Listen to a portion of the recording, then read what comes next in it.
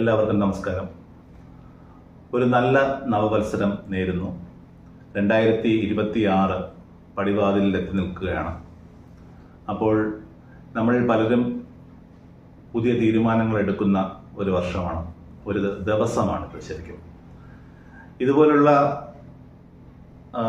അസ്പീഷ്യസ് എന്നൊക്കെ പറയാവുന്ന ദിവസങ്ങളിൽ പുതിയ തീരുമാനങ്ങൾ എടുക്കുക, അത് ഇംപ്ലിമെൻ്റ് ചെയ്യുവാനുള്ള ശ്രമം നമ്മൾ ചെയ്യും.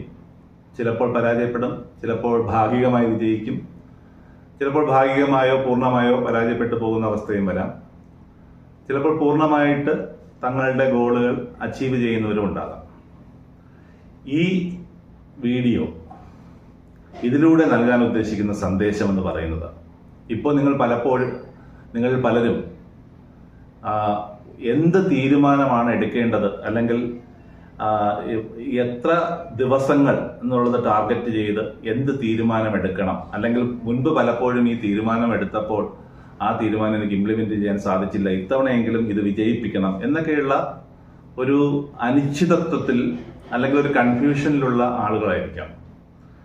എന്തായാലും ഒരു കാര്യം ഉറപ്പിച്ചുകൊള്ളുക, ജീവിതത്തെ പുരോഗമനപരമായി മുന്നോട്ട് കൊണ്ടുപോകണമെന്ന് പ്രോഗ്രസീവായിട്ട് ചിന്തിക്കുന്ന ആൾക്കാർ മാത്രമാണ് ഈ രീതിയിലുള്ള തീരുമാനങ്ങളെക്കുറിച്ചും, അല്ലെങ്കിൽ എനിക്ക് ഇനിയും ബെറ്റർ ആകണം എന്നുള്ള ആ ഒരു പോസിബിലിറ്റീസ് എക്സ്പ്ലോയിറ്റ് ചെയ്യുവാനായിട്ട് ശ്രമിക്കുന്നത്.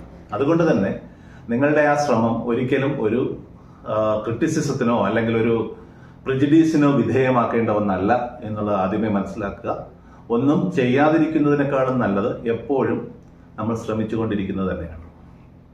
ഇനി അടുത്തതായിട്ട് എന്തിനാണ് ഇപ്പോൾ ഈ വീഡിയോ എന്ന് പറഞ്ഞാൽ, നിങ്ങളൊരു റിസൊല്യൂഷൻ അല്ലെങ്കിൽ ഒരു സങ്കല്പം, ഒരു ദൃഢസങ്കല്പം എടുക്കുന്നതിന് മുൻപ് ശ്രദ്ധിക്കേണ്ടതായിട്ടുള്ള 2-3 കാരണങ്ങൾ അല്ലെങ്കിൽ കാര്യങ്ങൾ പറയുവാൻ വേണ്ടി മാത്രമാണ് ഈ വീഡിയോ. നിങ്ങൾ എന്ത് തീരുമാനം എടുക്കുന്നു എന്നുള്ളതല്ല വിഷയം. ആ തീരുമാനം എടുക്കുന്നതിന് മുൻപ് ശ്രദ്ധിക്കേണ്ടതായിട്ടുള്ള ചില കാര്യങ്ങൾ, ചില വസ്തുതകളുണ്ട്. പലരും ഈ വസ്തുതകൾ ശ്രദ്ധിക്കാതെ എടുക്കുന്ന തീരുമാനങ്ങളായതുകൊണ്ടാണ് അത് പരാജയപ്പെട്ടു പോകുന്നത്. അപ്പോൾ അതിൽ ഏറ്റവും പ്രധാനപ്പെട്ടതും ഒന്നാമതുമായി നമ്മൾ മനസ്സിലാക്കേണ്ടത്, നമ്മൾ എടുക്കുന്ന തീരുമാനം യാഥാർത്ഥ്യ ബോധത്തോടു കൂടിയതായിരിക്കണം, റിയലിസ്റ്റിക് ആയിരിക്കണം, ഐഡിയലിസ്റ്റിക് അല്ലെങ്കിൽ ആദർശാത്മകമാകരുത്. അതായത് നമ്മുടെ തീരുമാനത്തിന് പിന്നിലുള്ള ഫാക്ടേഴ്സ് എന്തൊക്കെ കൺസിഡർ ചെയ്തുകൊണ്ട്, എന്തൊക്കെ മാനദണ്ഡങ്ങൾ പാലിച്ചുകൊണ്ട് വേണം നമ്മളൊരു തീരുമാനം എടുക്കേണ്ടത്. 1, നമ്മുടെ ആരോഗ്യം, ഹെൽത്ത്. 2, നമ്മുടെ പ്രായം. 3, നമ്മുടെ ലൈഫ് സ്റ്റൈൽ. 4, നമ്മുടെ സാമ്പത്തികാവസ്ഥ. 5, നമ്മുടെ സാമൂഹിക സാഹചര്യം. ഇപ്പോൾ ഉദാഹരണത്തിന് ഒരു മിഡിൽ ക്ലാസ്സുകാരൻ ഒരു തീരുമാനം എടുക്കുന്നു, ഈ വർഷം ഞാൻ അമേരിക്കയിൽ പോകും. അതൊരു റിയലിസ്റ്റിക്, അല്ലെങ്കിൽ അവിടെ ഒരു മാസം കഴിയും. ഒരു റിയലിസ്റ്റിക് ആയിട്ടുള്ള ഒരു തീരുമാനമാകാൻ ചിലപ്പോൾ അത് ഇംപ്ലിമെന്റ് ചെയ്യാൻ വളരെ ബുദ്ധിമുട്ടായിരിക്കും. ഡിസംബർ 31 ചിലപ്പോൾ നമ്മൾ വിഷമിക്കേണ്ടി വരും. അല്ലെങ്കിൽ ഒരു മാസം കൊണ്ട് 50 കിലോ കുറയ്ക്കാം എന്നൊരു തീരുമാനം ഒരു റിയലിസ്റ്റിക് അല്ല. അപ്പൊ നമ്മൾ റിയലിസ്റ്റിക് ആയിട്ടായിരിക്കണം തീരുമാനം എടുക്കേണ്ടതെന്നുള്ളതാണ് ഏറ്റവും പ്രധാനപ്പെട്ട പോയിന്റ്. 2, ഒരു ആവേശത്തില് ഈ ഡിസംബർ അവസാനമാകുമ്പോൾ അടുത്ത വർഷത്തെ കാര്യങ്ങൾ, ഒരുപാട് കാര്യങ്ങൾ പൂർണ്ണമായിട്ട് അങ്ങ് മാറിക്കളയാം എന്നുള്ള രീതിയിൽ ചില ആൾക്കാർ ഒരുപാട് കാര്യങ്ങൾ വളരെ അവരുടെ ഐഡലൈസ് ചെയ്യപ്പെടുന്ന, അല്ലെങ്കിൽ ആദർശാത്മകമായ മനസ്സിൽ, അല്ലെങ്കിൽ അവരുടെ തന്നെ ഒരു ഐഡലൈസ്ഡ് പേഴ്സണാലിറ്റി ആയിട്ട് മാറുവാനായിട്ട് ഒത്തിരി റെസ്ട്രിക്ഷൻസും അങ്ങനെയുള്ള തീരുമാനങ്ങൾ പലരും എടുക്കാറുണ്ട്. അങ്ങനെ എടുക്കുന്ന തീരുമാനങ്ങൾക്ക് അധികകാലം നിലനിൽപ്പുണ്ടാവില്ല. പകരം നമുക്ക് ഏറ്റവും മുൻതൂക്കം കൊടുക്കേണ്ട, ഏറ്റവും പ്രയോറിറ്റൈസ് ചെയ്ത് ഏറ്റവും മുന്നിൽ എത്തിക്കേണ്ടതായ 2-3 തീരുമാനങ്ങൾക്ക് പ്രാധാന്യം കൊടുത്തുകൊണ്ട് വേണം നിങ്ങളുടെ സങ്കല്പം അല്ലെങ്കിൽ റെസൊല്യൂഷൻ നിശ്ചയിക്കപ്പെടേണ്ടത്.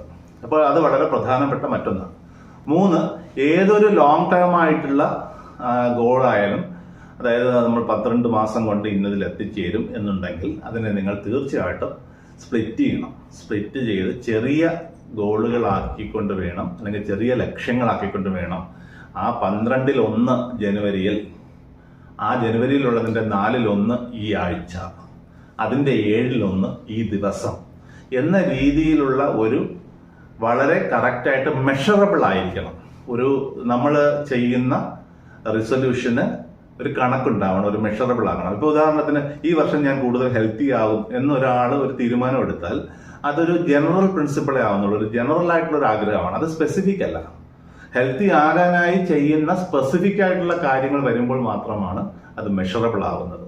ഒരാഴ്ചയിൽ 7 ദിവസത്തിൽ 5 ദിവസം രാവിലെ എഴുന്നേറ്റ് ഞാൻ യോഗ ചെയ്യും, 2 ദിവസം ഓടും, ഇങ്ങനെയൊക്കെയുള്ള സ്പെസിഫിക് ആയിട്ടുള്ള രീതിയിൽ തീരുമാനമെടുക്കുമ്പോഴാണ് നമ്മളത് മെഷറബിൾ ആയിട്ട് മാറുന്നത്.